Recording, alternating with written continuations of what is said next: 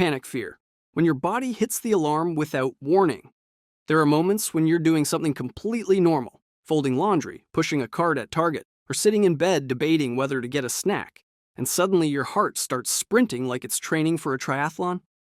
Your breathing goes weird, your hands tingle, and reality turns into a funhouse mirror. Here's the real kicker. Panic fear isn't caused by the situation you're in. It's caused by your body misinterpreting its own signals as danger. Picture this. You're driving. Nothing stressful. You're listening to a podcast about productivity you'll never implement.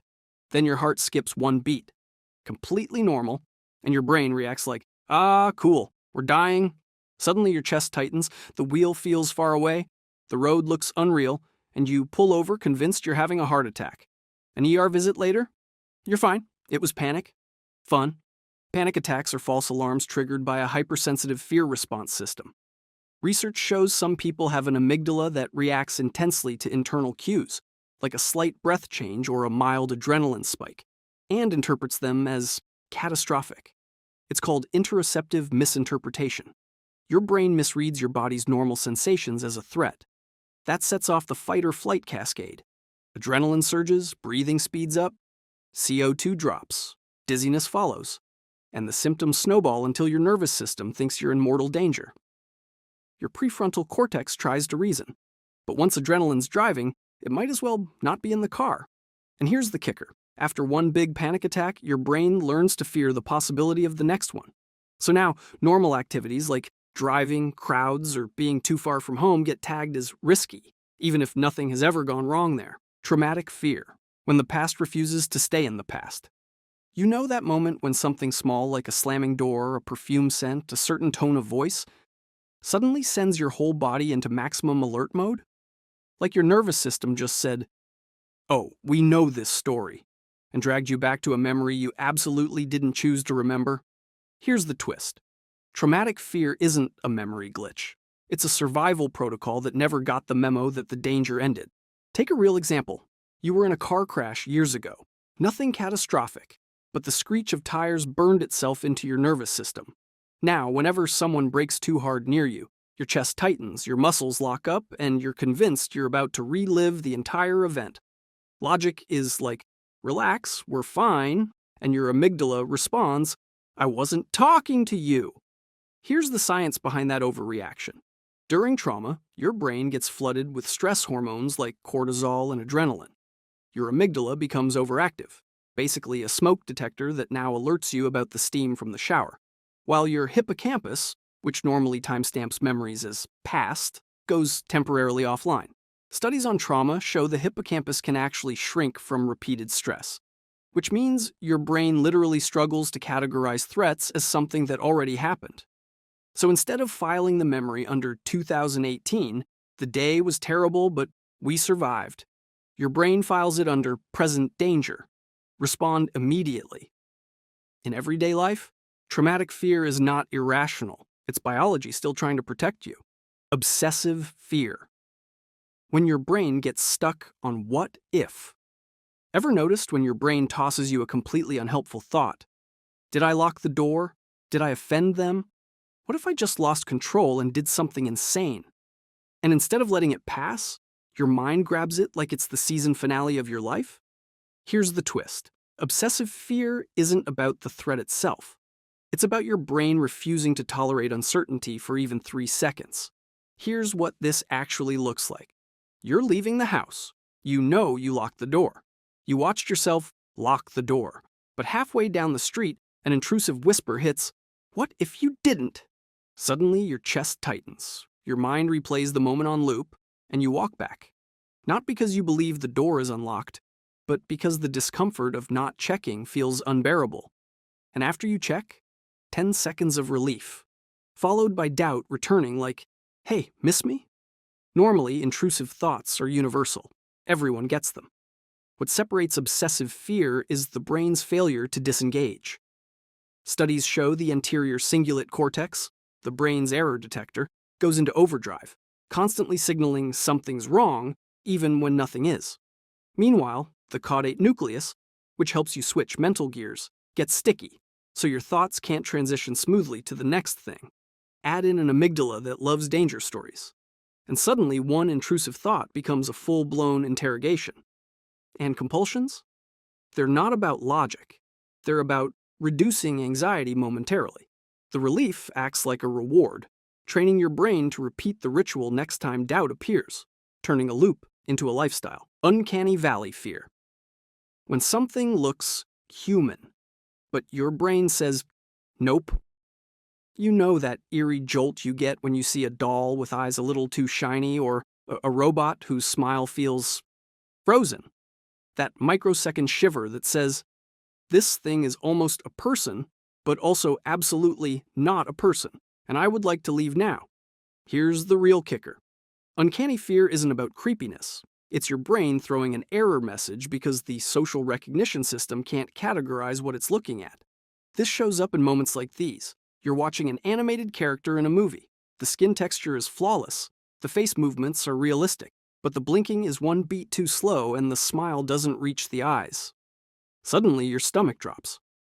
Nothing dangerous is happening, but your nervous system reacts like you just spotted someone impersonating human with suspicious confidence.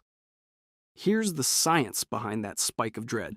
Humans have insanely sensitive detectors for facial consistency, symmetry, eye focus, micro-expressions, movement timing.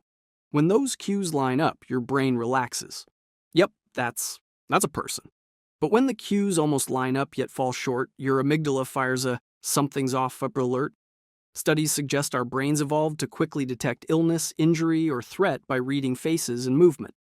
Anything that looks human but moves or emotes incorrectly may have historically signaled danger, contaminated, predatory, or unpredictable.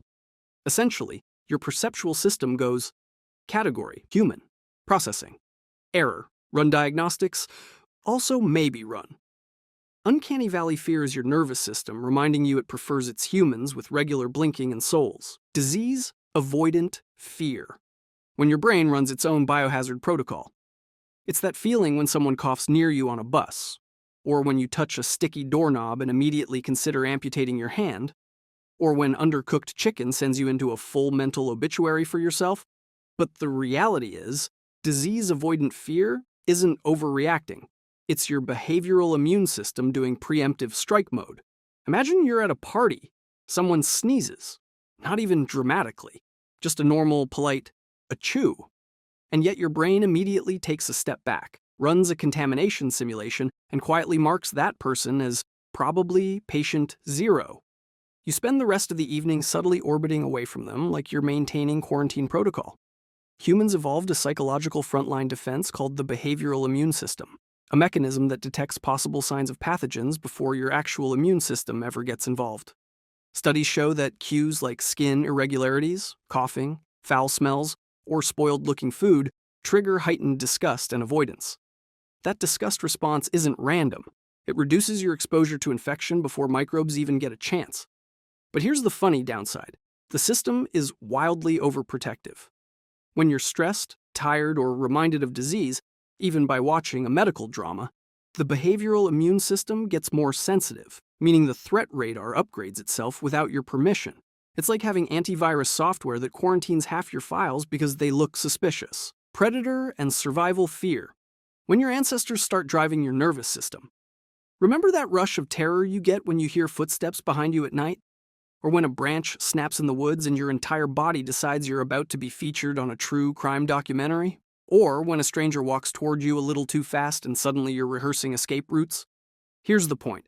Predator fear isn't dramatic. It's the oldest software your brain runs, and it updates about as often as Windows 95. Picture this scenario. You're walking to your car in a dim parking lot. Totally normal errand, zero reason for suspense. But then you hear a sudden metallic clank behind you. Probably just a shopping cart hitting a curb. And instantly your heart rockets, your ears sharpen, your stride changes, and you're scanning shadows like you've been cast in a survival thriller. Nothing happened, but your nervous system hit the live or die switch anyway. Here's the science behind that primal overreaction. Humans evolved as both hunters and prey. Our sensory systems adapted to detect threats milliseconds before conscious thought, because early detection equals survival. Studies show the amygdala can respond to threat-like stimuli before the visual cortex fully identifies what you're looking at, meaning your body reacts to the possibility of danger long before your brain confirms it. Sharp angles, fast movement, silhouettes, low growls, sudden noises, these are ancestral red flags. So when something ambiguous jolts your senses, your sympathetic nervous system dumps adrenaline into your bloodstream, ramps up heart rate, tightens muscles, and narrows your attention. This is fight or flight, but honestly, it's often freeze and then speed walk. Social fear. When rejection feels like getting punched in the ego. It's that feeling when you walk into a room and instantly forget how to use your arms, or when you say one slightly awkward thing and your brain replays it like it's contractually obligated to embarrass you, or when someone laughs behind you and your nervous system goes, "Ah, excellent, they're definitely laughing at me." Picture this. You speak up in a meeting. You're proud of yourself. Brave. Bold. Then someone raises an eyebrow.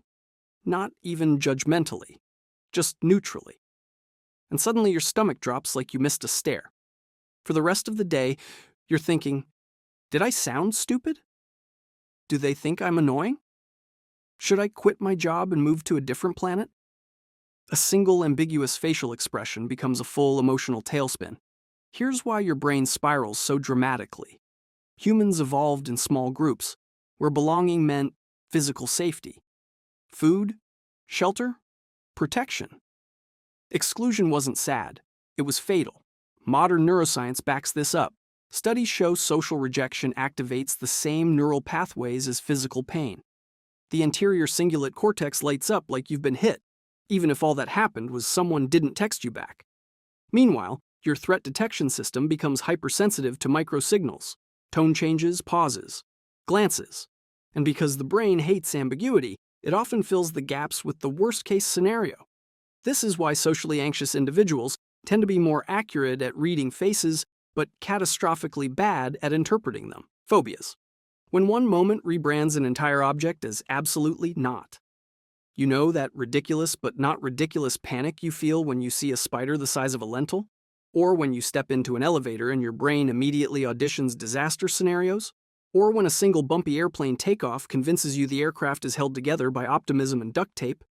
Here's where it gets interesting. Phobias aren't irrational. They're memories that got encoded too intensely and refuse to update.